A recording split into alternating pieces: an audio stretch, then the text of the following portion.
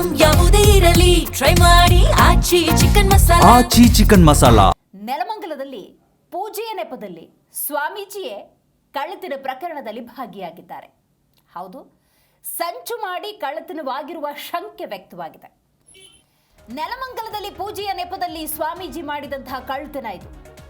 ಚಿನ್ನಾಭರಣ ದೋಚಿದ್ದಾರೆ ನಿತಿನ್ ಅಲಿಯಾಸ್ ಶಿವಕಾಳಿ ಸ್ವಾಮೀಜಿ. ಬಾಗಲಗುಂಟೆಯ ಗೀತಾ 37 ವರ್ಷದ ಮಹಿಳೆ ಮೋಸ ಹೋಗಿದ್ದಾರೆ.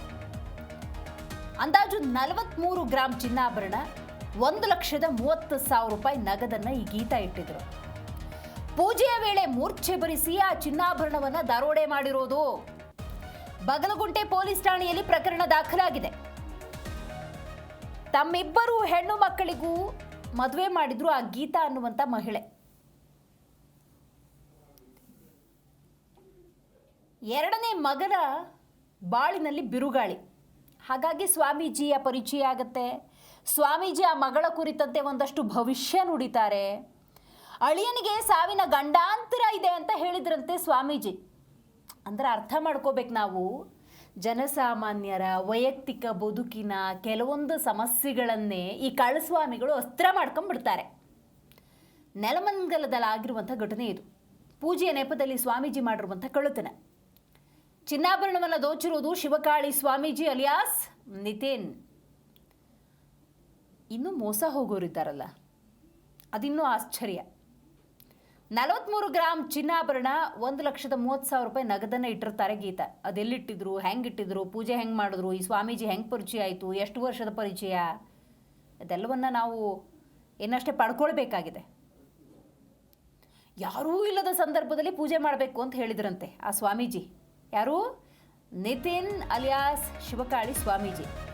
ಅಷ್ಟು ಹೇಳಿದ್ಮೇಲೆ ಅರ್ಥ ಮಾಡ್ಕೋಬೇಕಾಗಿತ್ತು ಗೀತಾ ಅನ್ನೋರು ಏನೋ ಸಂಚಿದೆ ಅಂತ. ತಮ್ಮಿಬ್ಬರು ಹೆಣ್ಣು ಮಕ್ಕಳಿಗೂ ಮದುವೆ ಮಾಡಿದ್ರು ಗೀತಾ.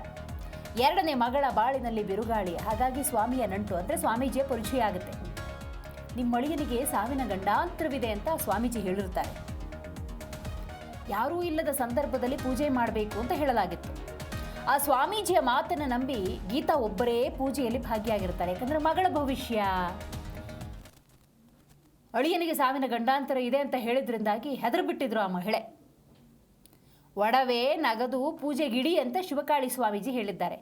ಒಡವೆ ನಗದನ್ನು ಪೂಜೆಗಿಡಿ ಅಂತ ಹೇಳಿದ್ರೆ ಅರ್ಥ ಮಾಡ್ಕೋಬೇಕು, ಇದೇನೋ ವ್ಯವಹಾರ ನಡೀತಿದೆ ಅಂತ. ಬೂದಿಯನ್ನು ಎರಚಿ ಬೆನ್ನಿನ ಮೇಲೆ ಆ ಸ್ವಾಮೀಜಿ ಹೊಡೆದಿರ್ತಾರೆ ಪೂಜೆ ಆಗುವಾಗ. ಆಗ ಮೂರ್ಛೆ ತಪ್ಪಿ ಬಿದ್ದಿರ್ತಾರೆ ಗೀತಾ. ಸರಿಯಾದ ಸಮಯ ಅಂದ್ಕೊಂಡು ಆ ಟೈಮ್ನಲ್ಲೇ ಚಿನ್ನಾಭರಣವನ್ನು ದೋಚಿ ಅಲ್ಲಿಂದ ಸ್ವಾಮೀಜಿ ಪರಾರಿಯಾಗಿರೋದು. ಬಾಗಲಗುಂಟೆ ಪೊಲೀಸ್ ಠಾಣೆಯಲ್ಲಿ ಪ್ರಕರಣ ದಾಖಲಾಗಿದೆ. ಪ್ರಜ್ಞೆ ಬಂದ ಮೇಲೆ ಚಿನ್ನವೂ ಇಲ್ಲ, ಸ್ವಾಮೀಜಿಯೂ ಇಲ್ಲ, ದುಡ್ಡು ಇಲ್ಲ. ಮೋಸ ಹೋಗಿರೋದು ಆಮೇಲೆ ಬೆಳಕಿಗೆ ಬಂದಿದೆ, ಅಥವಾ ಅವ್ರಿಗೆ ಅರ್ಥ ಆಗಿದೆ ತಾನು ಮೋಸ ಹೋಗಿದ್ದೀನಿ ಅಂತ. ನೋಡ್ತಾ ಇದ್ದೀರಲ್ಲ ಪ್ರಕರಣಗಳು ಹೆಂಗೆಲ್ಲ ನಡೆಯುತ್ತೆ ಅಂತ. ಒಂದು ಅರ್ಥ ಮಾಡ್ಕೋಬೇಕು, ಮೋಸ ಹೋಗೋರವ್ರಿಗೂ ಮೋಸ ಮಾಡೋರು ಇದ್ದೇ ಇರ್ತಾರೆ. ಈ ರೀತಿ ಯಾರೋ ಒಬ್ಬ ಸ್ವಾಮೀಜಿ ಬಂದು ನೀವು ಚಿನ್ನ ಇಡಿ, ನಗದಿಡಿ, ಪೂಜೆ ಮಾಡಿಸ್ತೀನಿ, ನಿಮ್ಮ ಅಳಿಯನಿಗೆ ಸಾವಿನ ಗಂಡಾಂತರ ಇದೆ ಅಂತ ಹೇಳಿದ್ರೆ ಅರ್ಥ ಮಾಡ್ಕೋಬೇಕು ನಾನು ಯಾವುದೋ ಕೆಡ್ಡಾಗಿ ಬೀಳ್ತಾ ಇದ್ದೀನಿ ಅಂತ. ಸೊ ಅಂತೂ ಇಂತೂ ಈ ಮಹಿಳೆ ಅಂತೂ ಮೋಸ ಹೋಗಿದ್ದಾರೆ. ದುಡ್ಡು ಕಳ್ಕೊಂಡಿದ್ದಾರೆ, ಚಿನ್ನಾಭರಣನೂ ಕಳ್ಕೊಂಡಿದ್ದಾರೆ. ಇಲ್ಲಿ ಗೀತಾ ಪ್ರಸಾದ್ ಅಂತ ಯಾರವ್ರೆ ಬಾಡಿಗೆ ಮನೆಗೆ ಯಾರೋ ಸ್ವಾಮೀಜಿ ಬಂದಂಗೆ ಬಂದು ನಿಮಗೆ ಅವ್ರ ಫ್ಯಾಮಿಲಿ ನಿಮ್ಗೆ ಒಳ್ಳೇದು ಮಾಡ್ತೀನಿ ಅಂತೇಳಿ ಬಂದು ಈ ಥರ ಈಸ್ಕೊಂಡು ಒಡವೆ ಮಂಕ್ ಪೂಜೆ ಹಚ್ಚಂಗೆ ಹಚ್ಬಿಟ್ಟು ಆ ಒಡವೆ ಎಲ್ಲ ಈಸ್ಕೊಂಡೋಗವ್ರೆ. ನನಗೂ ಬಂತು ಈ ವರ್ತಮಾನ. ನಾನು ಹಂಗೆ ಯಾರು ವಿಚಾರಿಸ್ತಾ ಇದ್ದೀನಿ, ಯಾರು ಅಂತ ಈ ನಡುವೆ ಯಾರು ಕಾಣ್ತಾ ಇಲ್ಲ. ಅಂದರೆ ಅವ್ರು ಊರಿಗೆ ಹೋಗಿದ್ದಾರೆ, ಅವ್ರು ಇಲ್ಲಿ ಫೋನ್ ಎತ್ತಾ ಇಲ್ಲ, ನಾಟಿ ಬರ್ತಾರೆ. ಅವ್ರು ಫೋನ್ ಮಾಡಿ ನಿಮಗೆಲ್ಲ ಏನು ತಿಳ್ಕೊಂಡು ಬೇಕಾದ್ರೆ ನಾನು ನಿಮ್ಗೆ ತಿಳಿಸ್ತೀನಿ. ಈ ಜನ ಯಾರು ಮೋಸ ಹೋಗಬೇಡ್ರಿ, ದಯವಿಟ್ಟು ನಮ್ಮನೆ ಪಕ್ಕದಾಗ ಮಾಡಿದ್ರು ಇವ್ರ ಮನೆಗೆ ಒಳ್ಳೇದಂತ ಬಂದರೆ ಅವರು ನಿಮ್ಮ ಒಡೆಯೋಗಳು ನೀವೇ ಜಾಪಾನ, ಹುಷಾರಾಗಿರೋಕೆ ಹೇಳ್ರಿ. ನಮ್ಮ ಏರಿಯಾದಾಗ ಯಾವನ ಬಂದರೆ ಏನೋ ಪಂಚೆ ಉಟ್ಕೊಂಬರೋರಾಗಲಿ, ಬುಡ್ಬುಡ್ ಥರ ಏಸ್ ಹಾಕೊಂಬರೋರಾಗಲಿ, ಒಡೆ ಇಟ್ಕೊಂಬರೋರಾಗಲಿ ಆ ಥರ ಬಂದು ನಿಮ್ಗೆ ಒಳ್ಳೇದು ಮಾಡ್ತೀವಿ ಅಂತ ಬರ್ತಾರೆ. ಅವ್ರನ್ನ ಯಾವುದೇ ಕಾರಣಕ್ಕೂ ಮನೆಗಳು ಬಿಟ್ಕೊಂಡಂಗೆ ಎಲ್ಲ ಅಕ್ಕಪಕ್ಕದವರು. ನೀವು ಇಲ್ಲ ಅಂದರೆ ಬೇರೆ ಅಕ್ಕಪಕ್ಕದ ಮನೆಯವ್ರದ್ದು ಹೇಳಿ ಇದು ಗಮನಕ್ಕೆ ತಗೊಂಬರ್ರಿ. ಇಲ್ಲಿ ಗೀತಾ ಪ್ರಸಾದ್ ಅಂತ ಯಾರವ್ರೆ ಬಾಡಿಗೆ ಮನೆಗೆ ಯಾರೋ ಸ್ವಾಮೀಜಿ ಬಂದಂಗೆ ಬಂದು ನಿಮಗೆ ಅವ್ರ ಫ್ಯಾಮಿಲಿ ನಿಮ್ಗೆ ಒಳ್ಳೇದು ಮಾಡ್ತೀನಿ ಅಂತೇಳಿ ಬಂದು ಈ ಥರ ಈಸ್ಕೊಂಡು ಒಡವೆ ಮಂಕ್ ಪೂಜೆ ಹಚ್ಚಂಗೆ ಹಚ್ಬಿಟ್ಟು ಆ ಒಡವೆ ಎಲ್ಲ ಈಸ್ಕೊಂಡೋಗವ್ರೆ.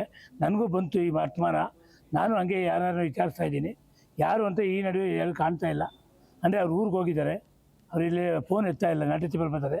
ಅವ್ರು ಫೋನ್ ಮಾಡಿ ನಿಮಗೆಲ್ಲ ಏನು ತಿಳ್ಕೊಂಡು ಬೇಕಾದ್ರೆ ನಾನು ನಿಮ್ಗೆ ತಿಳಿಸ್ತೀನಿ. ಈ ಜನ ಯಾರು ಮೋಸ ಹೋಗಬೇಡ್ರಿ, ದಯವಿಟ್ಟು ನಮ್ಮನೆ ಪಕ್ಕದಾಗ ಮಾಡಿದ್ರು ಇವ್ರ ಮನೆಗೆ ಒಳ್ಳೇದು ಅಂತ ಹೇಳ್ಬಿಟ್ಟು ಬಂದರೆ ಅವರು ನಿಮ್ಮ ಅಡಿಯೋಗಳು ನೀವೇ ಜಾಪಾನ, ಹುಷಾರಾಗಿರೋಕೆ ಹೇಳ್ರಿ. ನಮ್ಮ ಏರಿಯಾದಾಗ ಯಾರನ್ನ ಬಂದರೆ ಯಾರ ಪಂಚೆ ಉಟ್ಕೊಂಬರೋರಾಗಲಿ, ಬುಡ್ಬುಡ್ ಥರ ಏಷ್ ಹಾಕೊಂಬರೋರಾಗಲಿ, ಕೊಡೆ ಹಿಡ್ಕೊಂಬರೋರಾಗಲಿ, ಆ ಥರ ಬಂದು ನಿಮ್ಗೆ ಒಳ್ಳೇದು ಮಾಡ್ತೀವಿ ಅಂತ ಬರ್ತಾರೆ. ಅವ್ರನ್ನ ಯಾವುದೇ ಕಾರಣಕ್ಕೂ ಮನೆಗಳು ಬಿಟ್ಕೊಂಡಂಗೆ ಎಲ್ಲ ಅಕ್ಕಪಕ್ಕದವರು, ನೀವು ಇಲ್ಲ ಅಂದರೆ ಬೇರೆ ಅಕ್ಕಪಕ್ಕದ ಮನೆಯವ್ರದ್ದು ಹೇಳಿ ಇದು ಗಮನಕ್ಕೆ ತಗೊಂಬರ್ರಿ.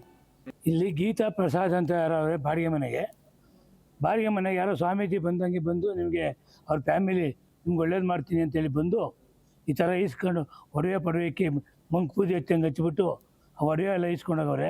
ನನಗೂ ಬಂತು ಈ ವರ್ತಮಾನ.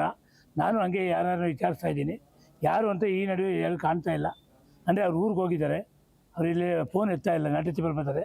ಅವ್ರು ಫೋನ್ ಮಾಡಿ ನಿಮಗೆಲ್ಲ ಏನು ತಿಳ್ಕೊಂಡು ಬೇಕಾದ್ರೆ ನಾನು ನಿಮ್ಗೆ ತಿಳಿಸ್ತೀನಿ. ಈ ಜನ ಯಾರು ಮೋಸ ಹೋಗಬೇಡ್ರಿ, ದಯವಿಟ್ಟು ನಮ್ಮನೆ ಪಕ್ಕದಾಗ ಮಾಡಿದ್ರು ಇವ್ರ ಮನೆಗೆ ಒಳ್ಳೇದು ಅಂತ ಹೇಳ್ಬಿಟ್ಟು ಬಂದರೆ ಅವರು ನಿಮ್ಮ ಅಡಿಯೋಗಳು ನೀವೇ ಜಾಪಾನ, ಹುಷಾರಾಗಿರೋಕೆ ಹೇಳ್ರಿ.